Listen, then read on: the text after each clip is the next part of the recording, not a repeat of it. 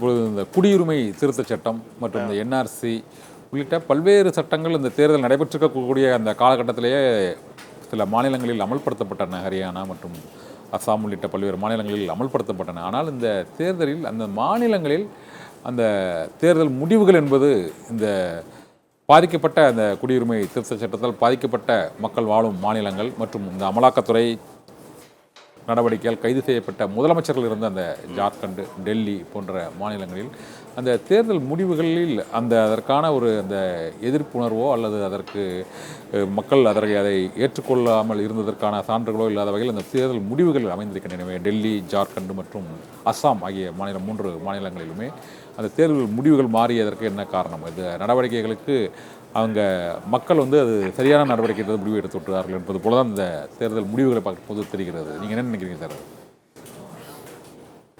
அது குடியுரிமை சட்டம் என்பதே மக்களை பிளவுபடுத்துவதற்காக மோடி அரசு கண்டுபிடிக்கப்பட்ட ஒரு யுக்தி.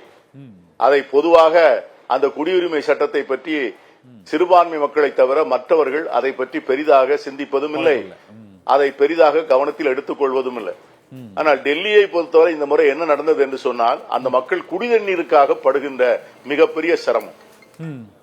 பக்கத்திலே பாஜக ஆளுகிற 2 மாநிலங்களில் இருந்து தங்களுக்கு வேண்டிய குடிநீரை பெற வேண்டிய அந்த டெல்லியில அவர்கள் 2 என்ன திட்டமிட்டு என்ன செய்தார்கள் என்று சொன்னால், டெல்லிக்கு வர வேண்டிய குடிநீரை மிகவும் சுருக்கி விட்டார்கள். அதனால் அந்த மக்களுக்கு பெரிய சிரமம் ஏற்பட்டது. ஆகவே அது களத்திலே எதிரொலித்திருக்கும். இரண்டாவது, ஆம் ஆத்மி கட்சியினுடைய மிக முக்கியமான 2 பேர், முதலமைச்சரையும் துணை முதலமைச்சரையும் அவர்கள் கைது செய்து உள்ளே வைத்ததும், அதன் மூலமாக மற்ற அமைச்சர்கள் பயந்து போனதும், அந்த கட்சியினுடைய செயல் வீரர்கள் ஸ்தம்பித்து போனதும் தான் டெல்லியிலே இப்படிப்பட்ட ஒரு முடிவுகள் வருவதற்கு காரணம் என்று நான் நினைக்கிறேன். அதை போல பீகாரிலே கூட தேஜஸ்வி யாதவை நம்முடைய பிரதமர் பகிரங்கமாக எச்சரித்தார். ஒரு தேர்தல் வாக்கெடுப்பு நடப்பதற்கு 4 நாட்களுக்கு முன்பு பகிரங்கமாக தேர்தல் முடிந்தவுடனே லல்லு பிரசாத் யாதவையும் தேஜஸ்வி யாதவையும் சிறையில் அடைப்பேன், இந்த இந்தியா கூட்டணி கட்சிகளுடைய முக்கியமான தலைவர்கள் எல்லாம் சிறையிலே கம்பி எண்ணுவார்கள் என்று பகிரங்கமாக பேசக்கூடிய அளவிற்கு ஒரு அசாதாரணமான சூழ்நிலையை பீகாரிலே உருவாக்கி காண்பித்தார்கள்.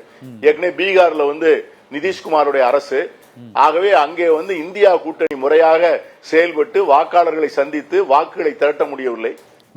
எனவே இந்த 2 மாநிலங்களிலும் கொஞ்சம் நல்ல முறையிலே தேர்தல் நடத்தப்பட்டிருக்கும் என்று சொன்னால் இந்த என்டிஏக்கு இவ்வளவு பெரிய வெற்றி கிடைத்திருக்காது, மோடிக்கு இவ்வளவு பெரிய வெற்றி கிடைத்திருக்காது.